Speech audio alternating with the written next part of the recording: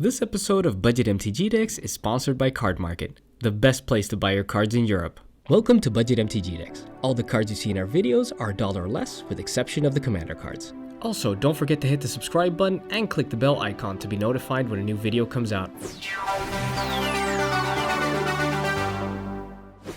Hi, welcome to another episode of Budget MTG Decks. I'm David, and today, once again, we're going to be looking at 5 must-have Magic cards you won't believe are under $1.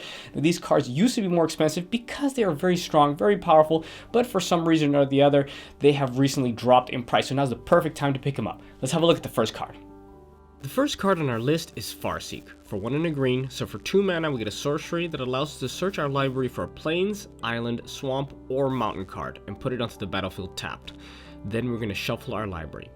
So at first glance, Farseek might seem like a worse rampant growth, as it doesn't even search up forests. However, it makes up for it by not having the restriction of the land having to be a basic, which means that Farseek can search up a watery grave or a canyon slough as easily as it can tutor up a basic swamp, invaluable for those more competitive decks. Up next is Magus of the Wheel. For 2 and a red, so for 3 mana, we get a 3/3 human wizard, and we can pay 2 mana, tap it, and sacrifice it so that each player discards their hand and then draws 7 cards. Similar to Reforge the Soul, this human does something few cards in red can do on a budget, and that's to draw 7 cards. Sure, our opponents do the same, but we also made them discard their carefully crafted hand. The downside is that Magus of the Wheel has summoning sickness, which means we can't really use it on the turn it comes in. Therefore, it greatly benefits from haste support such as Fervor and Hammer of Perforos. Glarus of Subduel costs 2, a green, and a white, so for 4 mana we get an enchantment that allows us to tap an untapped creature we control, and then we get to tap target artifact or creature. Now, token players usually focus on overwhelming their opponents and don't focus too much on removal. The great thing about this is that Glarus of Duel is going to turn all those 1/1 tokens which you're not ready to attack with into free pacification rays. Plus, there's nothing really quite as annoying as tapping your opponent's mana rocks in their upkeep phase. Now remember that the tapping of an untapped creature we control is a cost of Glarus of Duel, which means that we can tap our own creatures even if they have summoning sickness.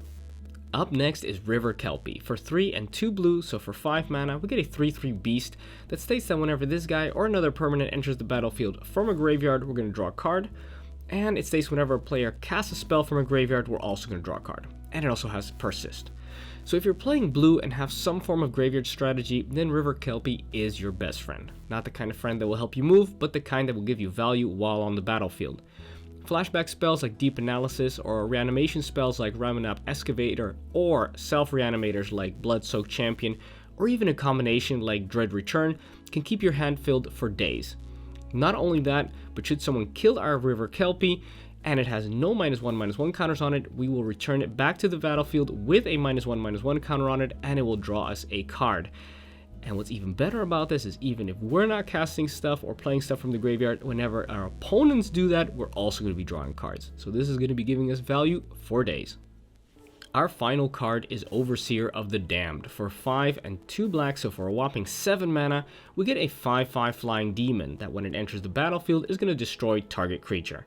Also, whenever a non-token creature an opponent controls dies, we're going to create a 2/2 black zombie creature token that's going to enter the battlefield tapped under our control. Like Ravenous Chupacabra on steroids, this incredibly solid administrative demon kills the biggest threat on the battlefield without restriction and leaves you with a 5/5 flyer and a 2/2 zombie. Not only that, but while it's on the battlefield, your opponents will be reluctant to cast a board wipe, as it will no doubt leave you with a sweet legion of zombies and them with nothing. Well, those were 5 Magic cards you won't believe were under $1. Now remember, these cards are inexpensive now, but they can go back up over time. So if you want to pick them up, we suggest you do so as soon as possible. And if you want to pick them up and help out the channel, you can pick them up using the link in the description below. Thank you very much. I'm David, and this was Budget MTG Decks. Find all the cards discussed in this video in the description below. Also, show you're a fan of the channel by rocking this awesome Budget MTG Decks merchandise. This show was made possible by the support of our loyal patrons. Head on over to patreon.com/budgetmtgdecks and donate as little as $1 per month.